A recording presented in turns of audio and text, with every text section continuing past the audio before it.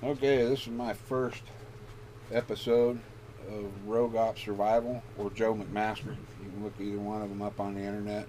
Rogue Op Survival you can find on Facebook. And I'll have the site up and running again. I let it go down for a while after a car accident I was in this last winter. So I'm going to give a little bit of an introduction about myself so people should have some idea what qualifies you to what the hell you're talking about or what you're teaching. I started out in the Royal Rangers, which is kind of a Boy Scouts, Cub Scouts kind of deal. Then I moved on to the Boy Scouts, was in the Boy Scouts all the way up through Eagle Scout and Order of the Arrow, which is the best scouts out of each troop. Did that for until I was 17. Then I joined the California National Guard. Was a combat engineer in Wairika, California. Went to boot camp out in Fort Leonard Wood, Missouri. AIT in Fort Leonard Wood, Missouri. Learned to blow shit up and take mines out. Came home for a while. Went through emergency medical technician school. Actually, I did that when I was 17. I was a junior in high school, and it was me and another fellow was the first people under 18 to go through the EMT class in California. I was EMT number 1,165 in California.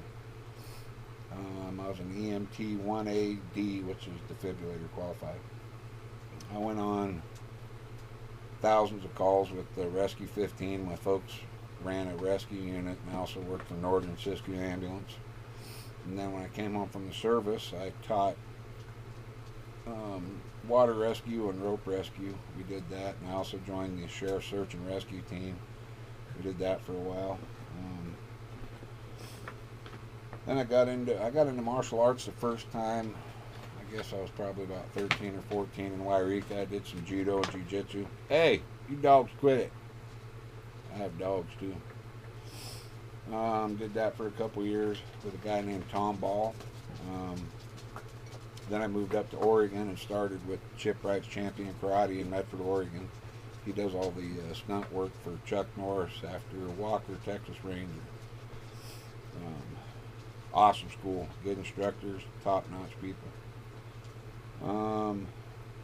Went back into the military, into Fort Benning, Georgia. Went through jump school, wound up stationed in Fort Bragg, North Carolina. Went through a lot of schools up there. Airborne, Air Assault, wound up in the 82nd Airborne. And then I went over to the 27th Engineers Combat Airborne, Smoke Bomb Hill, their 18th Airborne Corps. Got out, worked for Billy Graham Security down at the Shoreline Amphitheater in San Jose for a while. Joined the 2nd of the 159th Infantry down there. First Gulf War broke out, so I volunteered to go to the Gulf War.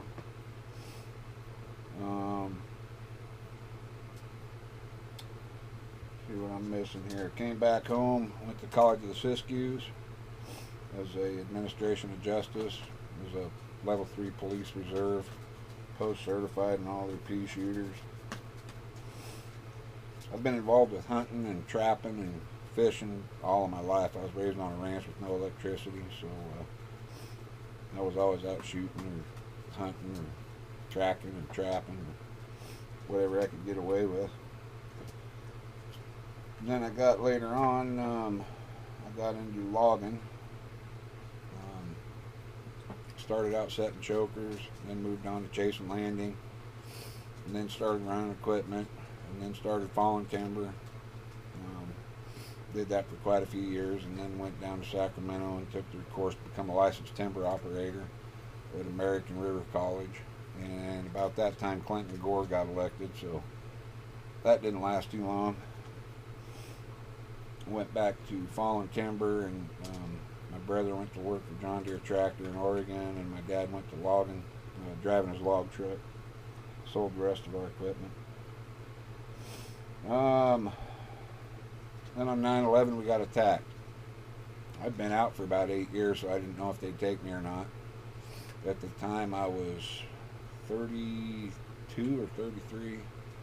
Went back down to the recruiter's office, asked him if I could join up, and because of the years I'd already had in, he signed me up, and I deployed on Operation Noble Eagle, came home for 2 months, and then volunteered to go to Iraq, and was on Operation Iraqi Freedom, and got wounded after I was there 3 months by ambush. And then I spent,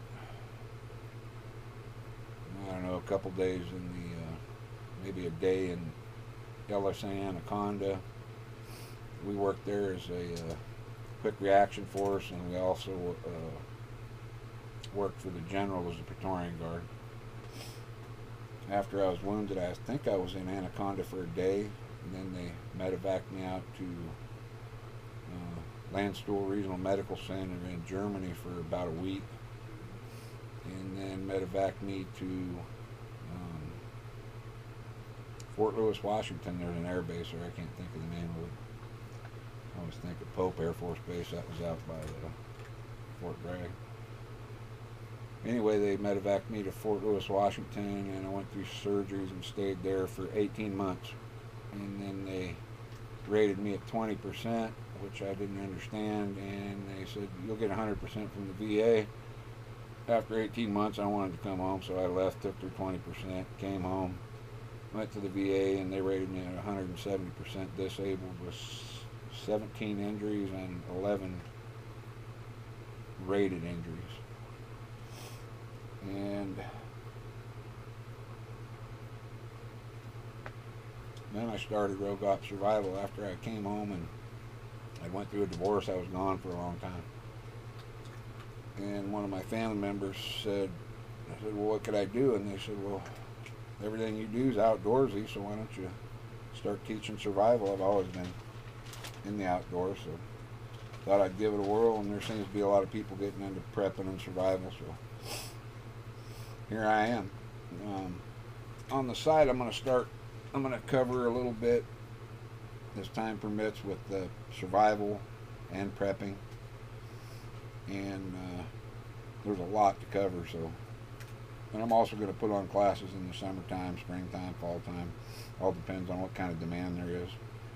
If you have any requests or suggestions, you can go to the Rogue Op Survival Facebook page and make a post, and I can see if I can cover it for you. And that's episode 1. See you next time.